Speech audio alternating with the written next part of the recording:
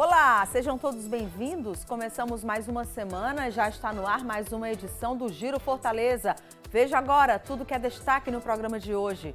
Prefeitura de Fortaleza, Governo do Ceará, Governo Federal e entidades oficializam a construção do residencial Heisenberg. O empreendimento está entre os residenciais selecionados pelo programa Minha Casa Minha Vida Entidades. Lei Seca completa 18 anos e reforça a conscientização dos condutores. O consumo de álcool compromete a capacidade de dirigir e é um dos principais fatores de risco de acidentes. Você vai ver aqui no Giro que a população com diabetes tem acesso ao tratamento nos postos de saúde de Fortaleza. A política de saúde voltada aos diabéticos é uma das prioridades da gestão. E ainda, Operação Capital Limpa e Ordenada inicia 5º ciclo de ações em 3 novos corredores de Fortaleza. Avenidas Visconde do Rio Branco, Capitão Aragão e Mozar Lucena já começaram a receber reforço de fiscalização, limpeza urbana e monitoramento a partir de hoje. Giro Fortaleza começou.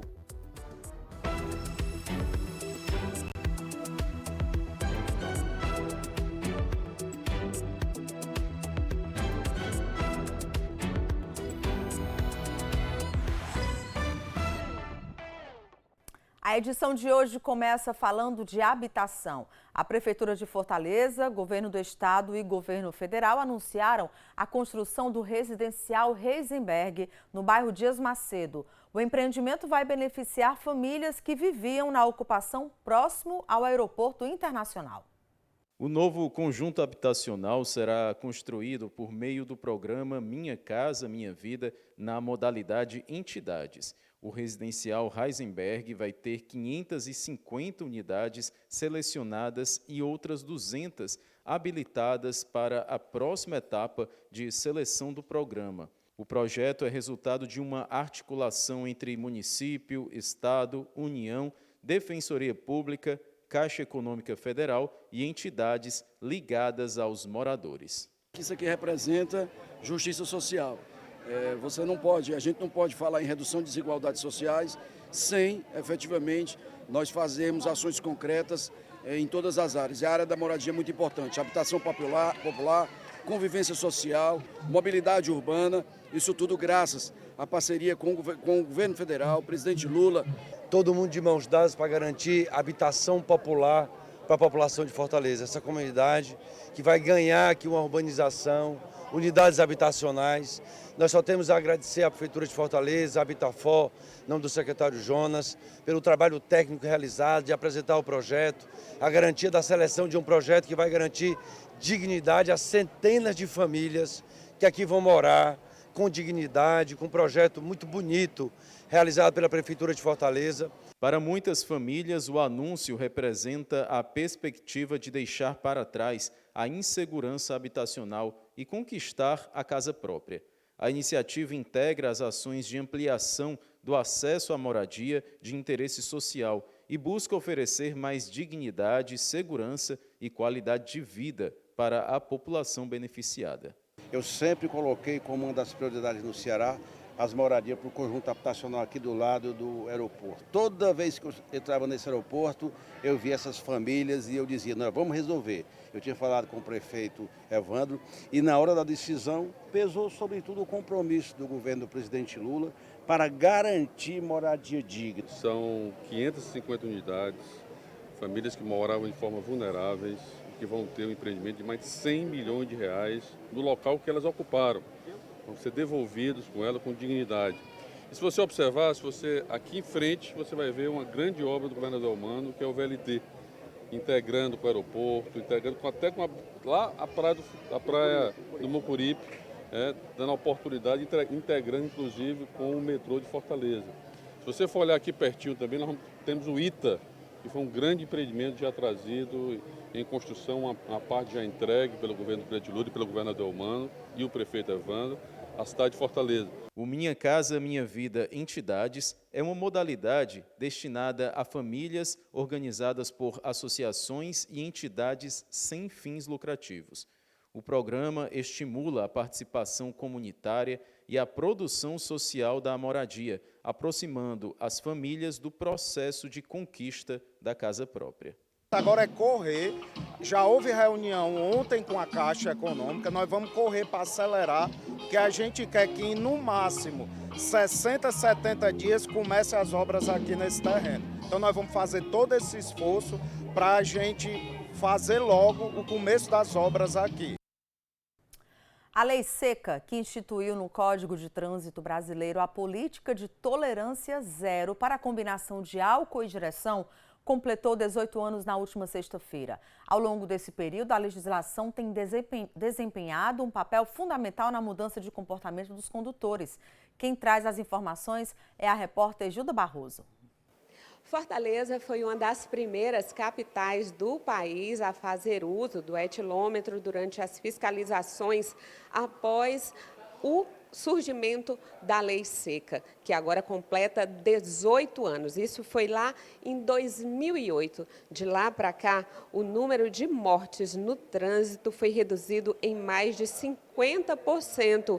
E isso é um resultado que é atribuído não apenas à lei seca, mas também a toda a questão de operações, de fiscalização e educação para o trânsito. E sobre esse assunto, a gente conversa agora com o André Barcelos, ele que é gerente de operações e fiscalização da AMC. Muita coisa mudou de lá para cá. Mudou a questão cultural, as pessoas realmente estão com receio de beber e dirigir? Muita coisa mudou desde 2008. Em 2008, a AMC ela começa a utilizar os equipamentos, principalmente para sinistros mais graves, sinistros com vítima. Então, é uma utilização pontual, mas foi uma das primeiras cidades a utilizar esse equipamento. E de lá para cá, essa fiscalização ainda foi aumentando. E hoje nós temos uma operação lei seca consolidada. Uma operação que ela acontece a todo momento, a toda hora. Nesse exato momento, nós temos equipes da AMC na rua que estão fazendo a submissão das pessoas. E é importante ressaltar, o usuário ele precisa sim comprovar que ele está em condição de dirigir, que é uma situação de segurança para ele e para toda a população. E quando ele comprova isso? Quando o agente ele vai abordar ele e vai orientar a fazer o exame do etilômetro. O usuário ele pode não fazer, mas tem a sua repercussão também. Ele tem a obrigação de fazer esse exame. O que acontece, André, quando o condutor ele diz não vou fazer o uso do etilômetro? Ele pode continuar conduzindo aquele veículo? Não pode, porque a gente tem lá uma dúvida sobre a capacidade dele. Então, tem duas situações. Ele está aparentemente sem sinais da influência do álcool, mas ele recusou. Então, o veículo vai ser retido, vai ter a multa. Uma outra pessoa habilitada, ele vai ter que se submeter ao etilômetro para poder pegar esse veículo. Isso é uma medida de segurança. Então, se ele não tem indícios, ele tem que comprovar. Se ele não comprova, ele vai ser autuado e ele vai ter também o veículo retido. Se ele tem indícios, o fato de não fazer o etilômetro, isso não vai deixar ele impune. Ele vai, sim, ter todas as penalidades da pessoa que faz o exame. Inclusive, o agente pode atestar aqueles sinais e vai encaminhar esse usuário, depois da multa, da retenção, para a autoridade policial, que ela vai expedir guia de ML, então todo o procedimento vai ser feito. Quando o usuário ele quer fazer o exame, nós temos um equipamento de triagem, que ela indica ou não que ele tenha algum sinal, e aí é feita a triagem. Caso dê o vermelho, aí ele vai fazer o etilômetro efetivamente, e esse etilômetro ele pode dar negativo, ele pode dar algum teor alcoólico que represente a infração administrativa, aí vai ter só a multa e a retenção, e se for muito alto, aí sim, ele também pode ser conduzido, pode caracterizar a embriaguez ao volante, que é um parâmetro da legislação, e ele vai ser encaminhado à autoridade policial. Qual é a penalidade para esse condutor que ainda insiste, principalmente em dias de jogos, de beber e ir para o volante? Pronto, a gente tem aí penalidades severas, né? A multa é 10 vezes a infração gravíssima, R$ 2.937, R$ 27. E, além disso, o veículo vai ser retido. Outra pessoa que vai se submeter ao exame etilômetro, ela vai ter que chegar no local para poder tirar esse veículo.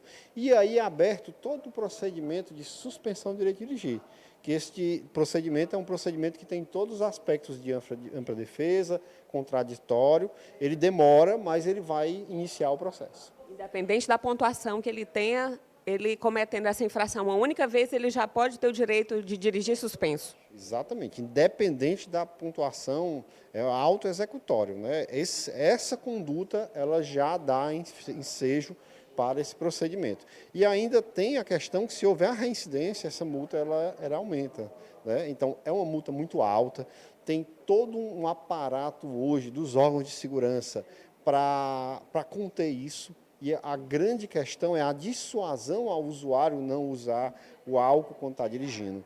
A gente tem aí que esse uso, ele provoca sinistros. Então, a lei seca ela tem uma alta capacidade educativa, porque ela muda o comportamento e Fortaleza tem ela todo momento, toda hora. Pois é, e falando em mudança de comportamento, a gente vai falar de um outro assunto aqui com o André, que também tem ocasionado acidentes no trânsito, inclusive acidentes graves. E a gente está falando aqui, há 18 anos veio a lei seca. Há 18 anos não tinha tanta gente usando telas para tudo quanto há. E hoje esse problema das telas também está no trânsito, não é isso, André?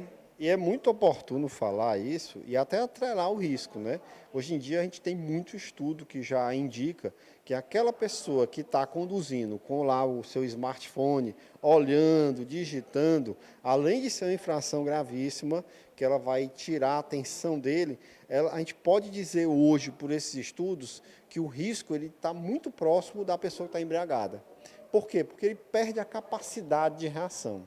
Você imagina que uma pessoa olhando no celular, ele não consegue ter a visão do que está ao redor, né? E a perca dessa visão e da atenção, ela é muito similar à pessoa que está dirigindo sob influência de álcool. Ele não consegue reagir quando qualquer coisa acontece, então é um risco muito próximo e é um risco que tem que ser evitado. A gente precisa ter consciência de que a nossa vida e a vida da população, ela precisa da nossa atitude, e a atitude de ter uma condução segura.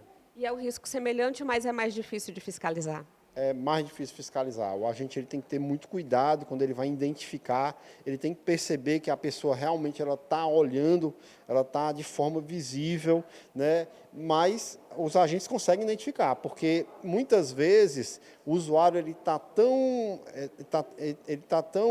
distraído na condução que ele chega a passar do lado da viatura com o celular na mão, e aí não tem jeito, a equipe vai fazer a autuação, inclusive, se possível, até abordar e pedir que ele pare a conduta, que é um risco para ele e até para o pessoal que está do lado ali, transitando na via de um modo geral.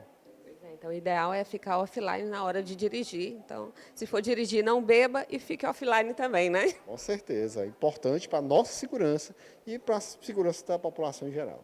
Pois é isso, está dado o recado, Gilda Barroso, para o Giro Fortaleza. Dado o recado. Obrigada, Gilda. A Prefeitura de Fortaleza reforça, junto à população, a necessidade de atenção com a prevenção e controle do diabetes, uma doença traiçoeira que pode evoluir para complicações como o AVC, infarto e até as amputações de membros. Uma doença silenciosa e traiçoeira. Juliana descobriu que era diabética há 10 anos durante a internação hospitalar. De lá para cá, ela vem fazendo acompanhamento para evitar complicações, já que também é hipertensa. Tudo veio uma junção só, né? Tive problema nos rins, problema no fígado, problema nos órgãos, totalmente. Entrei em falência praticamente dos órgãos. Me deram 1 mês de vida e, graças a Deus, hoje eu estou aqui para contar a história. Essa doença é perigosa e traiçoeira, né? Meus rins estavam perfurados, entrou em falência um e o outro estava perfurado. Aí foi onde me encaminharam imediatamente para o SEAD para fazer o tratamento. Fiz o tratamento com a nefrologista e, graças a Deus, hoje eu estou aqui. A Vera Lúcia veio hoje no posto de saúde para uma consulta e para receber a medicação que deve ser administrada pelo próximo mês. Diagnosticada com diabetes desde 2006, ela passou a tomar insulina desde o ano passado. Já aprendeu também aqui como é que vai usar essa medicação? Aí, rapaz me explicou muito bem, né? Tá melhor, tá conseguindo controlar? Às vezes quando eu fico nervosa, tem muita coisa atribulada na minha cabeça, eu não consigo controlar não, sabe? É de nervosismo, mas às vezes ela fica quase normal.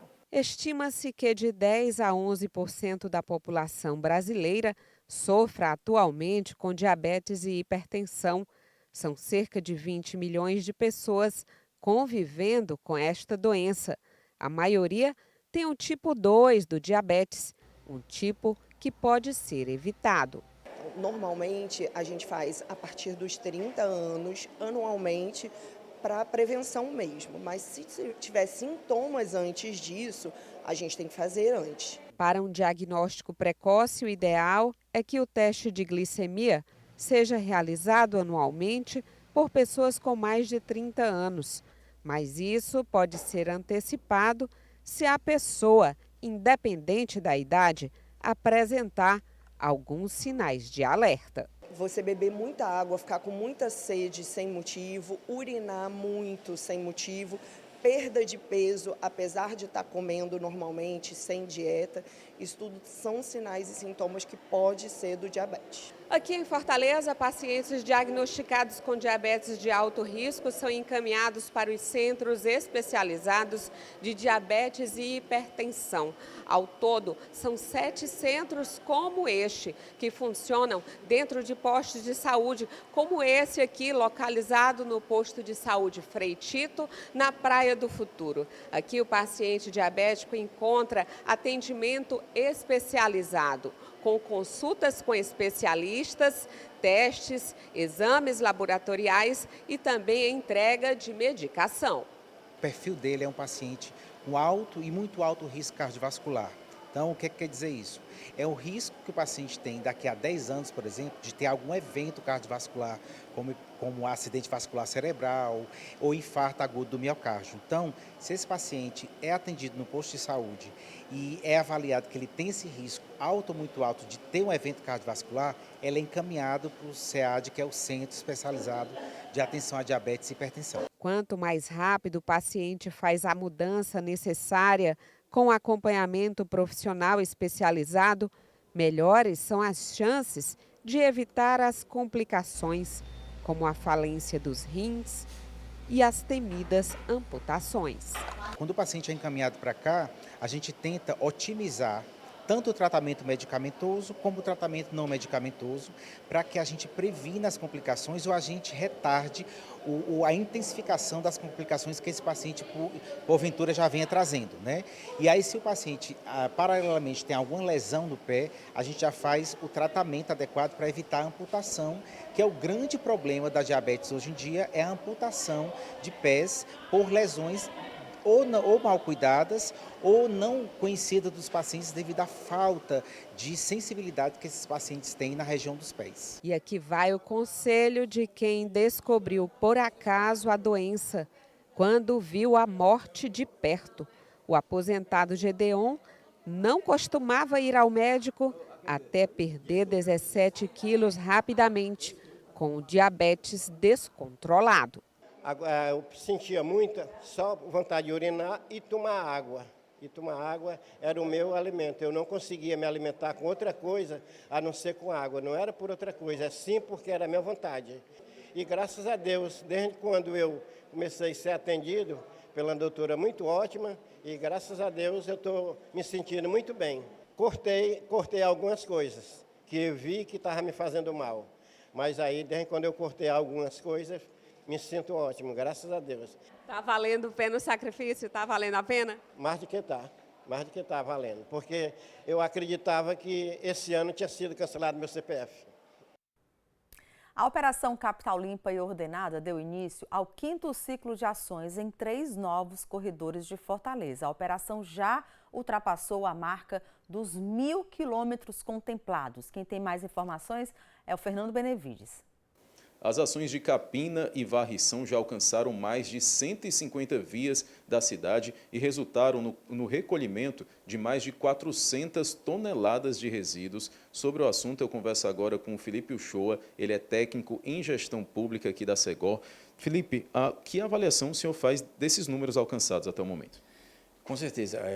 Fernando, a gente tem feito aí um trabalho, a Segor, juntamente com as regionais, um trabalho de execução com êxito e com respostas rápidas para a nossa população, né? O nosso objetivo é a gente alcançar 250 104 vias, né? E até hoje esse trabalho já chegou a atender 152 vias, né? Foram retiradas aí mais de 400 toneladas, né, de resíduos, e é isso, é um trabalho que está sendo feito diariamente com as nossas equipes, acompanhado pelos nossos técnicos, por toda a equipe da Segol e também pela equipe das regionais. Felipe, quantos profissionais envolvidos para que tudo isso seja possível? Nós temos a equipe de 230 garis, que estão atuando diariamente, e temos também uma equipe de 150 profissionais nas frentes especiais, né, que atuam também fazendo esse trabalho de capinação e varrição, para que a gente possa deixar a nossa fortaleza cada vez mais limpa e organizada. Como é que se dá a escolha das regionais, dos locais contemplados por cada uma dessas ações? Através da demanda da própria população, que vem pelo canal 156, também as demandas das regionais, direto das regionais. Quais são os próximos passos agora da Segol para continuar seguindo a meta? Continuar esse trabalho, intensificando cada vez mais. O coordenador Júlio Brasil tem intensificado as equipes cada vez mais, as reuniões. Toda sexta-feira nós temos as reuniões com os regionais, com os secretários das regionais. E quando termina essa reunião, temos um comitê. Esse comitê se reúne, avalia e ele vai escolher as ações que vão ser realizadas também em formas de mutirões, nas quartas-feiras e nos sábados, com 150 profissionais. E o nosso objetivo é a gente fazer, Fernando, com que a resposta chegue rápido na população. Esse é o trabalho que o prefeito Evandro Leitão vem nos cobrando, para que a gente possa dar uma resposta mais rápida possível e com eficácia. Felipe, o trabalho não pode ser só da prefeitura, né? Que orientações a gente pode dar à população para cooperar, né, com a organização da nossa cidade? Fernando, nós temos uma equipe muito grande nas regionais, a equipe da Segol, a equipe técnica da Segol, né? Temos aqui o nosso coordenador, Júlio Brasil, o prefeito Evandro Leitão, os secretários das outras secretarias que estão trabalhando todos em conjuntos para que a gente possa entregar a nossa fortaleza cada vez mais limpa e ordenada. Mas se a gente não tiver o apoio da população, de você, fortalezense, esse trabalho, esse suor que nós estamos derramando todos os dias não vai adiantar de nada. Então, nós pedimos muita compreensão de vocês. Botar o lixo no dia certo, enfim, quais as principais orientações? No dia certo, nos locais certos. Nós temos agora que o nosso prefeito Evandro Leitão aí implantou a central de vídeo monitoramento, né, onde nós estamos fazendo o monitoramento daqueles descartes irregulares, né, nos bairros, nas avenidas. Mas o nosso objetivo é esse, é deixar a Fortaleza cada vez mais limpa, organizada, para que a população possa desfrutar dos espaços públicos, das ruas, das avenidas, e que a gente possa ter o prazer de dizer que nossa Fortaleza está limpa e organizada. Perfeito. Muito obrigado, Felipe. Fernando Benevides para o Giro Fortaleza. Obrigada, Fernando. E para quem trabalha o dia inteiro entre corridas e entregas, uma parada pode significar mais do que alguns minutos de descanso. Em Fortaleza, as paradinhas têm se consolidado como espaços de apoio para motoristas, motociclistas e ciclistas por aplicativo. Embaixo do viaduto da Avenida Engenheiro Santana Júnior, sobre a Santos Dumont, um espaço antes pouco utilizado ganhou uma nova função.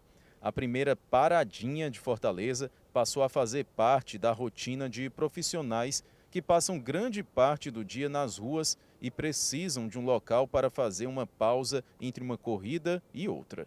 Antes a gente não tinha apoio, não tinha onde ficar, agora a gente tem esse espaço para descansar, beber água, usar o banheiro, se alimentar. Eu acho muito importante da parte do Poder Público de Fortaleza. É bom porque tem um canto para a gente almoçar, né? Normalmente a gente para 3 horas para almoçar, a gente vem aqui, almoça, vai no banheiro, esse tipo de coisa, carrega o celular, rapidinho. A estrutura reúne área de convivência, espaço para descanso, banheiros, bebedouros, armários, pontos para carregamento de celulares e calibrador de pneus. Tudo pensado para atender necessidades simples, mas essenciais para quem tem a rua como ambiente de trabalho. Conversando com os profissionais por aplicativo, surgiu essa demanda por pontos de apoio para os profissionais por aplicativo e a ideia de instalar as paradinhas nos viadutos de Fortaleza já foi agora no início da gestão do prefeito Evandro Leitão, ano passado, nessa ocupação que o prefeito quer dar nos diversos espaços públicos existentes na cidade. Então, a gente começou a mapear esses espaços que historicamente eram subutilizados, né, para a gente dar uma destinação e dar uma vida, e foi daí que surgiu e que apareceu o projeto da Paradinha. Inaugurada em janeiro deste ano, a Paradinha do Papicu recebe uma média de 3.000 usuários por mês, cerca de 100 pessoas por dia. A partir do mês de julho, o equipamento passa a operar das 5 da manhã às 11 da noite. Para mim é tudo, porque eu moro em Taitinga, então eu tomo banho aqui, faço o que é para fazer aqui, né, no banheiro e tal. Quando não tinha esse espaço, como é que você se virava? Eu tinha que ir em Taitinga e voltar, era difícil, era complicado, cansativo até. Aí com esse espaço foi muito bom. A iniciativa também avança para outras regiões da cidade. Uma terceira unidade está em construção no bairro Antônio Bezerra, com entrega prevista para setembro.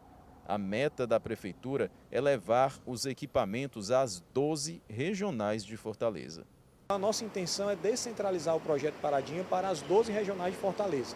Nós temos 2 instaladas, uma aqui na Regional 2, que é a da Santos Dumont, a outra na Regional 4, que é ali na Guanambi, e nós estamos instalando agora na Regional 3, que é lá no Antônio Bezerra, né, no viaduto do Antônio Bezerra, nós estamos instalando a terceira, e a utilização é a melhor possível, né? A gente tem algo em torno de 3.000 utilizações, sendo 150, mais ou menos em média, 150 profissionais por dia em cada paradinha. Isso demonstra como esse espaço hoje ele tem vida, ele faz parte do dia a dia desse profissional, e essa é a intenção da gestão do prefeito Evandro Leitão. E assim a gente encerra essa edição do Giro Fortaleza. Muito obrigada pela sua companhia, um ótimo início de semana e até amanhã, se Deus quiser. Tchau, tchau.